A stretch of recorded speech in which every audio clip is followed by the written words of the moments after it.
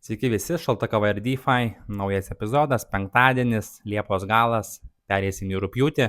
Iš tikrųjų, marketas labai aktyvus, labai daug galimybių, ta prasme, tai, ką dabar generuoja DeFi'us, yra visiškai kosmosas ir galima tikrai prisiauginti labai lengvo kapitalo, be didesnių rizikų, netgi praktiškai be rizikų, nes net ir didžiausi pūlai moka labai neblogus procentus. Noriu pradėti epizodą su tokia citata iš Navalo, iš Navalo profilių, nes jų yra daug, visi interpretuoja, tweetina, retweetina įvairiausias Navalo mintis. Kas nežinot, būtinai pasižiūrėkit tiek šitą profilį, pačio Navalo, tas yra Navalism HQ ir visokiausių dar jų yra pati knyga parašyta su jo visom mintim ir panašiai. Ir yra labai tokių fainų idėjų pasisemti kasdienai. Ir va šitas pasakymas, kad tu nori savo laiką, visą savo laiką skirti mokantis, uždirbant arba relaksuojant. Viskas. Nėra vietos durnėjimui ir tam tokiam brain rotui, žinai, kur tu scrollini, komentuoji, kariauji, va kažkas įkėlė kažkokį postą, video, tekstą, nuotrauką ir tu eini komentuoji, tu toks ir toks, tai jau papilsiu protą, šitam nėra ką veikti. Ta prasme, tai niekada neprives prie nieko pozityvaus, tu nusimuši savo vibracijas, bandydamas pakenkti kitiem, jeigu dar tas kitas žmogus tau atsakys, tai tu įsivelsi į kažkokią tai kovą, dvikovą ten su juo komentuosies, pyksės, ta prasme, čia toks yra, turbūt yra žemiausias žmogaus lygis, paimti ir kai kažkas ką nors įkelia, kas niekom tau neaktualu, tu paimi ir parašai, oi, tu toks ir toks, arba eik, čia nesąmonė, šneki, nusišneki. Čia toksai egoistinis, labai keistas elementas. Tai nėra vietos tavo dienoj šitiem dalykam, šitom nesąmonėm. Negali būti vietos tavo dienoj. Tu turi mokytis, tai gali būti DeFi, gali būti bet kas kitas, gali būti paprasčiausias random koks nors Wikipedijos postas, kur tu atsidarai ir pasiskaitai apie kažką naujo. Skaityt knygas, skaityt kažkokius postus, dar ką nors, video žiūrėti, edukacinius podcastus ir panašiai. Tik taip tu gali, žinai, tokį po truputėlį pramušinėti vis daugiau žinių, vis daugiau kažkokių patirčių ir visada turėsi ką pasakyti, turėsi apie ką pakalbėti ir panašiai. Ir būsi daug įdomesnis kaip žmogus. Tada turi visada uždirbinėti, visada. Tai DeFi'us, aišku, suteikia tam lengviausias sąlygas šiai dienai. Ir relaksuoti, gulėti po saulę ir viskas. Ta prasme, saulė yra pagrindinis elementas turbūt, ko žmogui reikia. Tu guli po saulę, DeFi'us tau daro pinigus ir gulėdamas po saulę mokaisi kažką, skaitai knygą. Nieko tu geriau turbūt nebesugalvosi. Tai tiesiog toks pasakymas vertas pagalvojimui, ar verta veltis į visokias nesąmonės, kaip žmonės bando kažkas kažkam pakenkti. O dabar galim pradėti epizodą. Šiaip pats DeFi'us, kaip matot, paskutiniu metu turi boomą, šiek tiek naujų depozų įplaukia ir visai nemažai. Ir tikrai protokolai aktyvus, kuriasi, leidžiasi projektai, tokenai, coinai, viskas šiaip, kas susijęs su DeFi'um šiuo metu yra karšta, moka labai gerus procentus, daug žmonių treidina, swapina, tai iš to tie procentai ir susidaro, daugybė naujovių ateina į marketą, tai tikrai toksai labai geras, šiltas laikotarpis. Patys chainai, didžioji dauguma, tai paėmus per paskutinį mėnesį, tikrai gauna nemažus procentus naujo kapitalo. Etheris, Solana, aišku, kaip visada, Base'as, taipogi Arbitrum, čia tokie, visur tie pinigai įplaukinėja, bet iš tokios hypinės perspektyvos tai labiausiai dominuoja, aišku, šiuo metu Base'as ir Solana. Tai šiaip pats DeFi'us juda aktyviai, nėra tikrai kuom skūstis, galima uždirbinėti kosminius pinigus, kurie daugeliui atrodo nerealūs, kažkokie skemai galbūt. Kaip vienas žmogus komentavo po mano praeitų video, kur rodžiau tuos kelis pūlus, kurie generuoja po 40% į savaitę, sako, tu čia toks anoks skemeris, žinai. Aš suprantu, kad tai yra nerealūs skaičiai, bet jeigu tu supranti, iš ko tie skaičiai susidaro, tu žinai, kad čia nėra nieko kažkokio magijos ir nieko įspūdingo. Ir tai yra visiškai realu. Tai va, tai šiaip tikrai tie pūlai, kuriuos parodžiau, nepasakysiu, kiek jūsų parašė, gal 6-7 žmonės parašė, kad tipo žiauriai mega dėkui, nes žmonės nežinojo būtent tų pūlų, būtent tų koinų. Tai dabar jie irgi spėjų alokavo kapitalą ir ko puikiausiai kelia tuos fees. Tai va, tada Aero, aišku, yra kosminis dabar hypas ant Aero viso protokolo, ekosistemos, pūlų ir panašiai. Būtent vieną iš pūlų, kurį rodžiau anam video, tai yra Zoros pūlas ir kaip matote, Aero algoritmas, pavadinkim, likvidumo teikimo algoritmas yra pakankamai unikalus. Ir kas vyksta, va tarkim, čia buvo įkelta, aišku, vakar ar užvakar buvo įkeltas postas, kad per paskutinę parą Aero sugeneravo $34.2 in Zora koinų apyvartos per $1 įdėto likvidumo.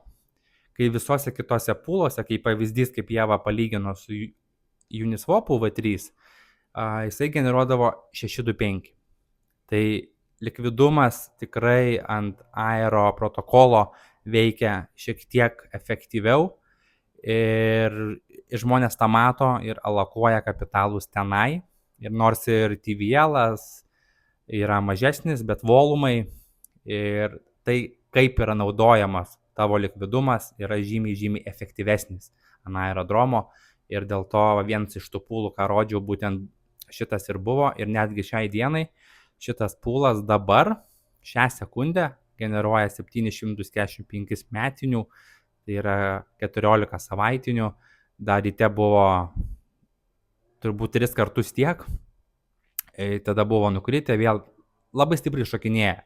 Viskas priklauso nuo to, kokio lygio kapitalas svopinasi šitose pūlose. Ir kadangi Zora, tarkim, su doleriu šitam pūlę ant Aero, jie nėra labai, tai nėra tokenas, kurį tu žmonės keičia kiekvieną kartą, va, toks kaip Etheris USDC arba Solana USDC, kada visada vyksta kažkoks tradingas. Čia toksai daugiau, kada žmonės užklysta, pamato, domisi, žino ir panašiai, tada ir swapinasi.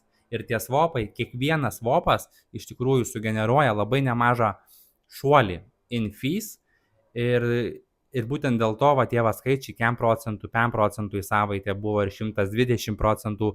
Jie nėra, kad laikosi labai ilgai, bet tą momentą, kol jie stovi, jie laikosi. Ir finale vis tiek gaunasi tas apie 40, tai tokia realybė gausis 32-29% praktiškai visada.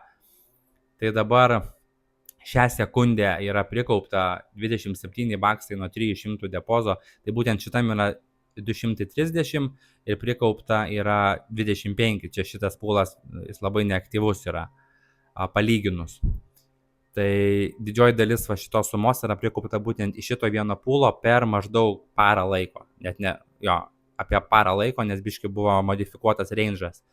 Ir čia yra tas viešas walletas ir aš lygiai tą patį, viską, ką matote visuose pūluose, ką rodau viešai, viskas yra lygiai taip pat padaryta ir privačiuose. Tiesiog jų aš nerodau. Tai aš tiesiog padarau kaip veidrodžio efektą ir visus tuos pūlus, kuriuos turiu asmeniškai pasidaręs, tiesiog perdarau ant mažesnių tų viešų walletų, kur kažkokie tai kapitalai mėtosi ir irgi juos sudedu ir tiesiog rodau lygiai tą patį. Tai va, yra įdėta $235, gal buvo įdėta kažkas plus minus mažiau netgi, nes buvo uždirbta nemažai, tada buvo nuimta ir perdėtas range'as, nes buvo man išėję ir dabar vėl prikaupta 25, sakau, čia per kelias dienas. Ne kelias dienas, o per nepilną parą laiko. Tai va, pats Zoros koinas atrodo taip, labai neblogai. Jisai atrodo ir dabar labai fainas yra, labai faina galimybė dabar dedant į range'ą irgi taip, neduoti per daug vietos į viršų, duoti daugiau vietos į apačią, tai bus galima užsipirkinėti vis geresnių variantų. tą Zorą tokiu atveju ir jeigu jinai čia taip maždaug šonų vaikščios, tai tie fees ir generuosis tikrai nemaži. Tikrai nemaži fees. Net ir šiai sekundai, kada yra, pavadinkim, mažesnis APR negu buvo prieš porą valandų vakar, užvakar, vis tiek tai yra 2 procentai per dieną. Tai yra kosmosas, tiesiog lyginant su tradiciniais finansiniais instrumentais. Tai va, tai Aerodromas tikrai pušina ir jie yra pagrindinis deksas naujam Beiso appsui, Coinbase'o appsui ir tikrai aš didžiąją dalį savo Etherio poolų, kas yra Etheris doleris, Zora, Virtuals, dar turiu Breto ir dar keletą AI projektų įdėjęs į poolus. Viską dedu per Aero, nes aš noriu fees gauti Aero coinais, nes visi šitie fees man kaupėsi per Aero. Ir jeigu aš tą patį dėčiau, tarkim, Uniswap'e, aš viską gaučiau fees 50-50. 50% Aero, 50% USDC kaip pavyzdys. Bet kadangi aš viską laikau per Aerodromą ir aš gaunu iš Aero per fermą, ne per poolą, tai man taip yra geriau, nes aš noriu gauti fees Aero coinais, nes aš tikiu pačiu Aero, aš nenoriu tų Aero coinų pardavinėti, bet ir nenoriu tiesiog pirkti kaip investiciją, nes aš gaunu fees jais, tą visą Aero, ką laikau, galiu depozitinti į Moonvelą ir tiesiog lendinti ir esant reikalui, jeigu reikia USDC kažko, tai reikia stablecoinų, reikia pinigų, tiesiog pasiborginu prieš Aero depozą, pasidarau, ką man reikia ir iš kitų yieldų tiesiog pasikaverini tą launą. Tai yra geriausias metodas, bent jau man asmeniškai, ir šitų būdų aš visada kaupiu vis daugiau Aero ir niekada jų nepardavinėjau. Toliau Orca ir Solanos poolas yra šiek tiek pakeistas, buvo pamažinta, buvo 1.79, dabar yra 1.74 ir buvo 205, dabar 1.94. Šitą range dabar yra padarytas ir jisai dabar generuoja 1,1% per dieną. Ir šitą range aš pakeičiau šiandieną ryte, tiek pas savo wallet'e, tiek šitam, viską darau lygiai grečiai, kad visada būtų taip pat. Tai dabar jisai generuoja iš viso kiek vienetų. Gal kažkas norėjo pamatyti sėkmingą ženklą, tai va dabar pamatėt. Tai nuo 1,5 K depozo generuoja apie 17% tų dolerių per dieną, kas realybėje gaunasi apie 12-13, galbūt kažkas tai tokio. Tai visai tikrai negali skūstis, kai balansai yra, aišku, dideli. Šitie skaičiai yra visiškai kitokie.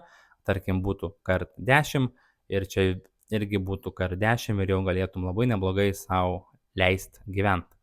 Aišku, priklauso nuo tavo lūkesčių. Tada Orca lygiai taip pat kažką kukina. Jie kažką verda, kažkokią sriubą ir tai panašu, kad jau pabiškį jau reikės išjungti orkaitę, dujinę orkaitę, kažką viryklę ir ta sriuba jau toj bus pateikta. Nes jie kažką kukina, jau ne pirmą kartą visi meta kažkokį postą, soon ir panašiai. Čia irgi tokius užmeta, žinai, kad žodžiu banguoja čia viskas su nauja kažkokia tais infrastruktūra, nauja Solana, dar kažkas. Ir šitas postas iš vakar. Tai šiaip Orkai kažkokio tai update'o reikia, galbūt su likvidumo teikimo update'o reikia, dar efektyviau alokuoti range'us. Bet šiaip iš UI pusės, tai nežinau, man Orca yra the best. Aš tikrai galėčiau uždirbti daugiau, jeigu alokuočiau kapitalą į Radiumą, kas yra didžiausias deksas ant Solanos, bet man labai nepatinka UI, man nepatinka, kaip jis atrodo, kaip jis veikia. Esu nudegęs netgi ne vieną kartą su Radiumu, kada reikia staigiai keisti range'ą, kažką daryti ir protokolas lūžta, neveikia ir panašiai, transakcijos neveikia. Ten, aišku, daugiau galimybių, daugiau volumo, aišku, TVL'o.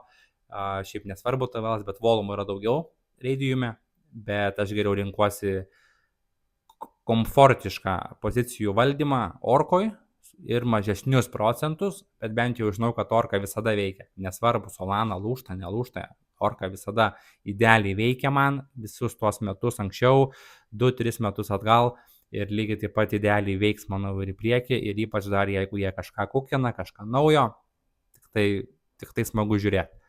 DeFi Tuna padarė soldautą, net nespėjau sudalyvauti, viskas išėjo per 3 minutės, kur buvo whitelisto stage'as ir per mažiau nei minutę visas public stage'as visiškai išlavė, ta prasme, visą preseilą, tai nespėjau aš sudalyvauti, bet vis tiek bus launchas, neužilgo, manau, launcho metu šiaip jie visai protingai menedžina launcho situaciją, ne kaip visokie pamfanai, skemeriai ir panašiai.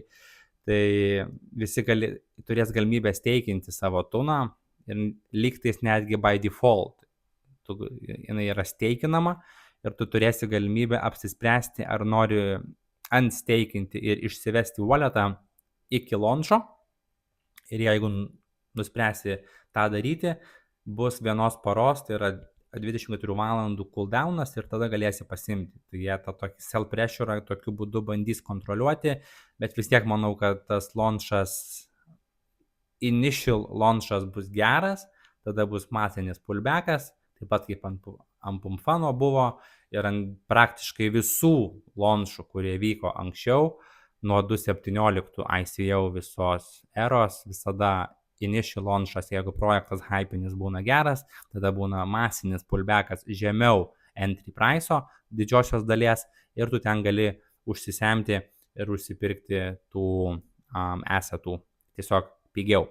Ir dažnu atveju pigiau net negu pirko whitelistinti arba presale'o žmonės. Tai vad lauksim šito launcho, jį reikės užsipirkinėti ir alokuoti į steikinimą ir vieną dalį steikinimui, o kitą dalį į DeFi poolą, kuris bus ant jų to Fusion AMM. Tai yra tikrai įdomu.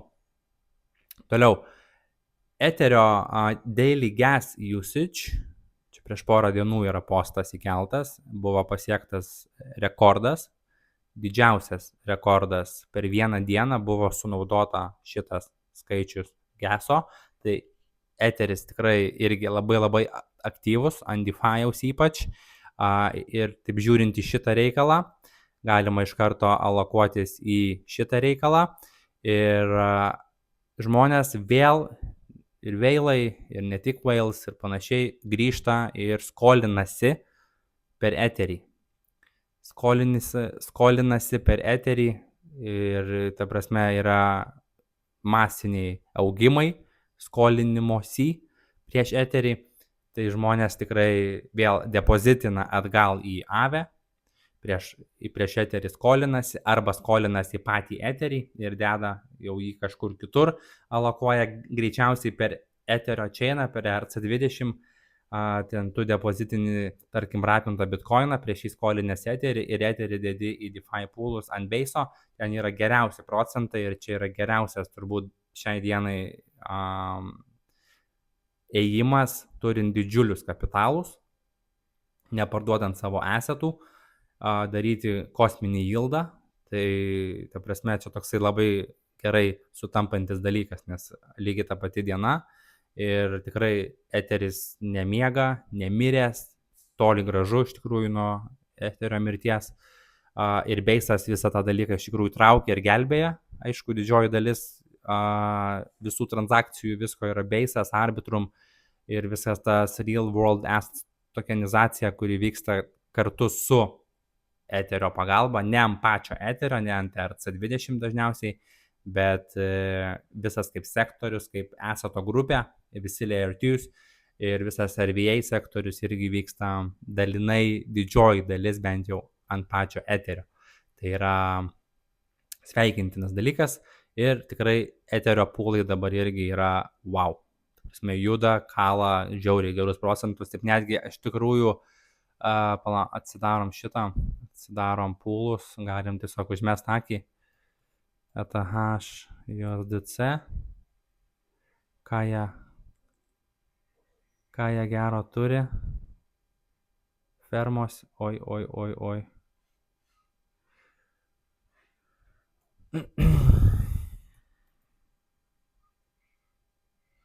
Ko tu man čia nerodai dabar? Nežinau, kažkodėl nerodo.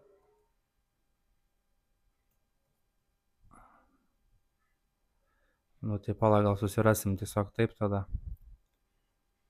Va, yra Uniswap'e kaip pavyzdys, tai va 55k weekly rewardai, tai yra tiek sukaupta fees, čia yra 75 irgi ant Uniswap'o su USDC, ant pačio Etherio, ant Base'o. Pažiūrėkite šitą poolą. Pažiūrėkite į šitą poolą. 1,2 milijono dolerių weekly rewardai. Tai yra tiek fees sugeneruoja poolas, ne tiek fees poolas sugeneruoja, bet tiek per aero emisijas yra išleidžiama. Tai yra visiškai, ta prasme, nerealus dalykas. Ir tu atsidarai šitą poolą, Etheris su USDC, būtent ant aero, 6% range'as yra 300 APR'as Etheriui. Ant Etherio, kur anksčiau, jeigu čia tu matytum, sakykime, 10% range'ą, kaip pavyzdys, 1,75, tu anksčiau čia matydavai geriausiu atveju kokį 42-45 metinių, jau 10-12% range. Dabar 175 ant Etherio, tai yra labai labai labai geras APR'as ir tikrai labai geri fees iš tokio blue chip asseto kaip Etheris, tai yra kosmosas. Tada, o aišku, ant pačių poolų, ETH susirandam su USDC, tarkim, šitas poolas ant Uniswap'o, bet čia ne tas chainas, ant pačio Etherio, bet aš noriu Base'ą pasižiūrėti, tarkim Base'as, tai 108k ir APR'as yra mažiukas. Tai dėl to per fermas visada yra geriausia eiti ant aero, ant Base'o ir ant aero. Uniswap'as šitų dalykų neturi. Base'as ir aero. Ir tu gauni emisijas aero tokenais, bet dėl to tas APR'as labai stipriai išsipučia. Ir kadangi aero tokenas irgi visada bent jau turi tendenciją važiuoti smagiai į viršų, tai tavo gaunasi emisijos iš aero, tarkim, tiek procentų, ir jeigu tu pačio aero neparduodi, dar ir aero vertė, jeigu priešeitina ir paauga, tu dar ir iš to papildomai pasidarai. Aišku, šiai dienai, kai viskas su aero to pačiu toj, kai viskas atrodo taip, šita dalis, tai labai smagu. Visi fees, kas buvo kaupta čia, visur čia ir panašiai, viskas dabar yra dvigubai.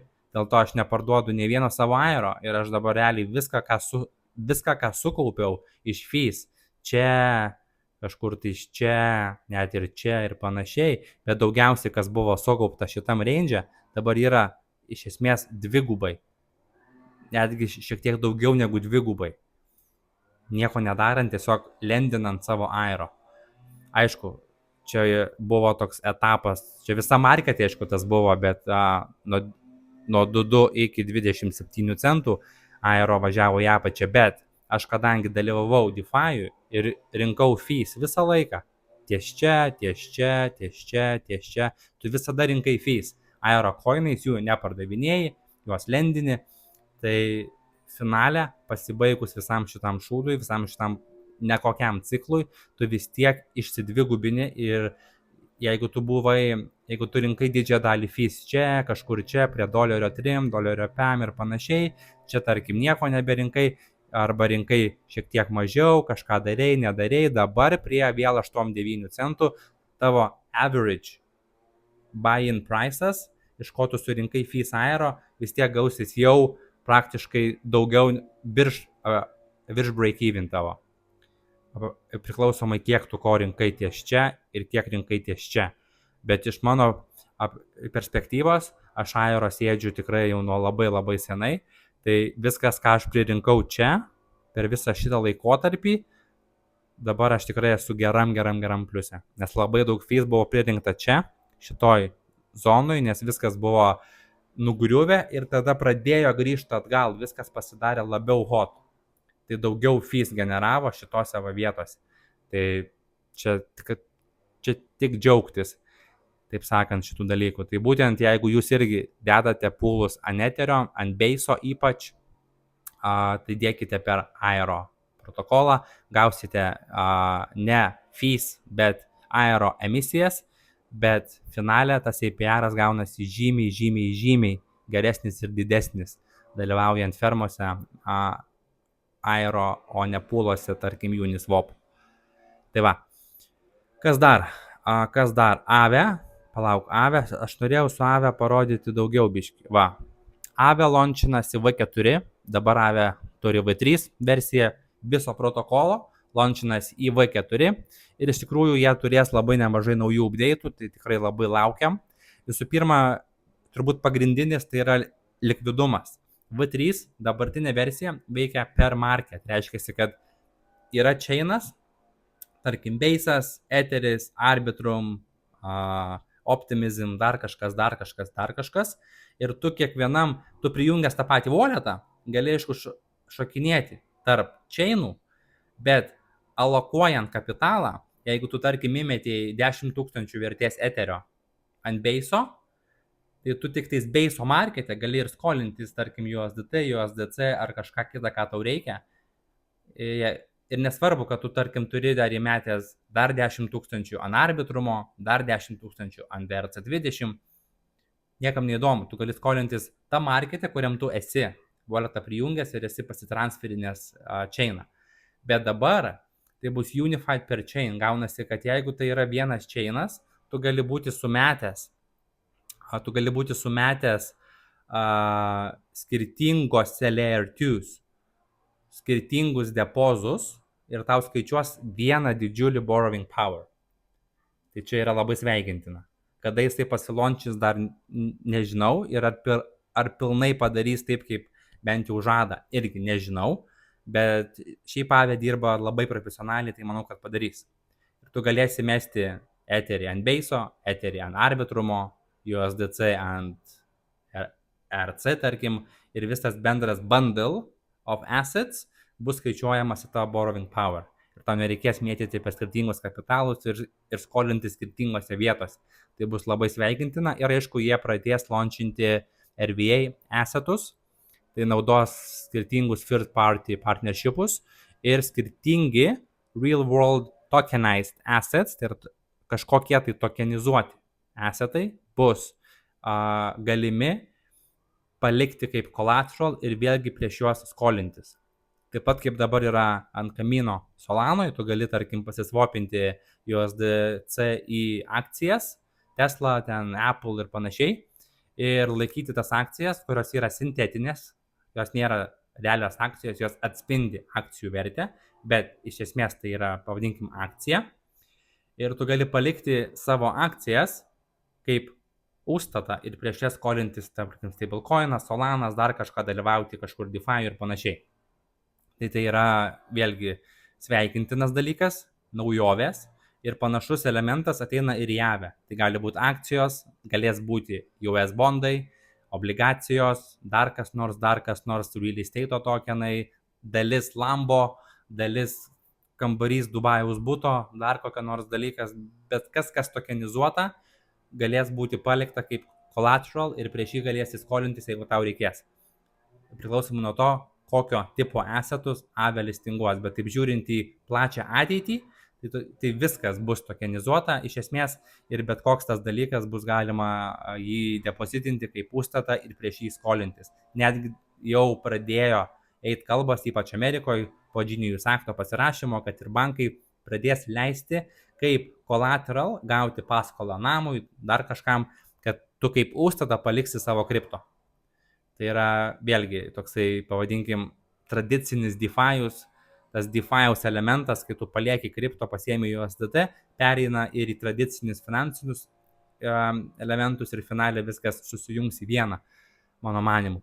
Tai šiaip Ave V4 reikia stebėti ir aišku galima prie to pačio stebėti ir pačią Ave, patį Aves coiną ir gal jo ne tiek pirkti, kad jį laikyti, bet jį gal pirkti su DeFi'us poolais, kur tu vėlgi alokuoji kapitalą į poolą, bet alokuoji jį tokiu pavidalu ir jeigu jis važiuosi į apačią, tu užsipirkinėsi ir jam išėjus iš range'o per apačią, tu būsi 100% konvertuotas į Ave, bet būsi užsipirkinėjęs jo vis geresnę kainą, toks kaip DCA metodas.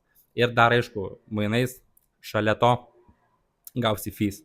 Šiaip nėra labai aktyvūs tie pūlai, Aves, DeFi'us, bet vis tiek kažką tai generuos, bet tu tokiu būdu galėsi gauti DCA metodą, ta prasme, automatiškai. Tai va, ir dar ką norėjau parodyti, čia šitus perėjom ir dar norėjau parodyti Noodles, Noodles, nes iš tikrųjų ant Sui irgi yra ką veikti ant Sui chaino, yra kur dėti kapitalą ant Cetus Dexo, atsidarius noodles.fi, tai esu rodęs šitą protokolą anksčiau, Noodles, kaip makaronai angliškai, noodles.fi, yra toksai kaip dexscreeneris, pavadinkim, ant Sui chaino ir tikrai galima rasti gerų protokolų, kurie turi neblogus volumus. Čia va. Aišku, Deepas, aš esu įmetęs į Deepą. Deepas yra, aš taip ne kiek kad jį laikyti, bet tiesiog generuoja fees visai neblogus, nes pas jį volumas geras. Tai aš jį laikau kaip DeFi poolę, ne kaip kažkokį tai reikalingą assetą, bet tiesiog jis generuoja gerus fees, tai why not. Tai yra šitas ir šiaip taip praskrolinus tikrai galima rasti neblogų assetų, kurie turi gerą į paros volumą ir kuo geresnis volumas, reiškia, tuo daugiau transakcijų yra daroma, kuo daugiau daroma transakcijų, tuo daugiau fees generuoja. Tai yra irgi, ta prasme, free money, tai kodėlgi ne. Ir dažniausiai jie nebūna labai volatilus, ta prasme, tarkim, Deepas, atsidarius Deepą, 15 minučių mums neįdomu, bent jau 4 valandų, toksai jisai dabar šiek tiek pavažiavęs, bet taip didžiąją laiko dalį, tai jisai toks su viršaus arba su apačios ir čia jis taip gražiai šonu judėjo. Tai iš tikrųjų netgi kurį laiką nežiūrėjau Deepo grafiko, nes aš turiu užmetęs full range, didžiulį, palikęs, jisai man ten generuoja nedaug, palyginus, bet jisai visada man range praktiškai. Tai aš taip nelabai stipriai menedžinu šitą dalyką, bet taip atzoominus to tokio didesnio range pavidalu, tai jisai tokiam range tu gali drąsiai palikti ir jisai tau čia sukios mėnesius ir tu čia nieko, taip realiai nuo balandžio iki šiandienos jisai taip ir smaukosi šitam tarp taip 0.12 ir 0.22 kažkas tai tokio. Tai yra visai neblogas range'as, nėra labai didelis, bet nėra ir labai siauras. Toksai tiesiog, kur tu gali palikti ir pamiršai. Aktyviai menedžinant šitą range'ą, darant mažesnius range'us, aišku, gali pasidaryti 10x daugiau profito, bet reikia aktyviai sėdėti. O Cetus Dexas nėra kažkoks super toks malonus menedžinti, nėra galimybės keisti range automatiškai, toksai dar nepilnai dasidaręs, jisai dar tikrai yra vietos, kur tobulėti su portfolio management toolsais, ypač ant Sui. Tai aš tiesiog palikęs didžiulį range'ą, tiek Sui, tiek Deepo ir tiesiog generuoja fees ir viskas. Bet tikrai yra nemažai assetų, tiems, kurie nori greičiau kapitalą augintis, nerizikuojant per didesnių sumų ir nerizikuojant perkant visokius meme coinus ir visokias nesąmonės, tai tikrai per DeFi galima eiti į kitus assetus, į tokius mažesnius tokenus, į mažą range'ą ir aktyviai menedžinti. Pabuvai range'ą, užsikaliai, išėjai ir kaitalioji per DeFi tuną, leverage'as, Sol USDC, bonkas, tada Pengu, tada Fartcoinas, tada pati Solana, visur ne per kitų pačių assetų, bet dalyvauji DeFi'ui. Su DeFi tuna, mažam range'ą, kali ir pasidarai. To iš tikrųjų palaukit, man siuntė draugas video, ne video fotkę, kaip jisai pasidaręs buvo ant DeFi tuna, tai noriu atsidarysiu chatą, parodysiu. Tai va, yra screenshotas, tai va kaip pavyzdys, yra įdėta virš 3000 kaip collateral, paimtas maksimalus leverage'as, čia yra su Fartcoinų poolas, yra paimtas lyg tai 5x leverage'as ir jisai šitam range'e generuoja $1000 per dieną. Aišku, realybė yra ir buvo kitokia. Realybė buvo apie 470 gal maždaug. Vien dėl to, kad tas aktyvumas pūlo, kadangi buvo labai siauras range'as, tik tai 3 procentų į viršų į apačią, tai jisai toksai labai kintamas buvo, bet vis tiek vos įėjus į poziciją per pirmas 20-30 minučių buvo prigeneruota jau fees ir pačio yieldo apie $10, kur tu gali net va taip paėmė ir išėjai, ta prasme, jeigu esi prie entry price'o kažkur netoli ir neturi to impermanent loss'o, bet šiuo atveju jam visai gerai pasisekė. Šita pozicija jam range išbuvo 6 valandas ir finaliai jis išėjo biški virš entry price'o, tai pasidarė iš fees belekiek ir dar iš bendro assetų laikymo dar papildomai apie $200, tai jam per tas 6 valandas jau su visų pilnu PNL gavosi apie $700 per 6 valandas, tiesiog tam DeFi'aus pūlę biški pabuvus ir išėjus. Tai visai smagiai pasidarė, smagiai sudalyvavo. Toks būtų epizodas, šiek tiek visko pasipasakojom, pasidėliojom, daug dalykų vyksta behind the scenes, tiek su DeFi'um, tiek ne tik, tai bus įdomaus kontento netolimoje ateityje. Tikiuosi buvo naudinga ir įdomu ir pasimatysim kitam video.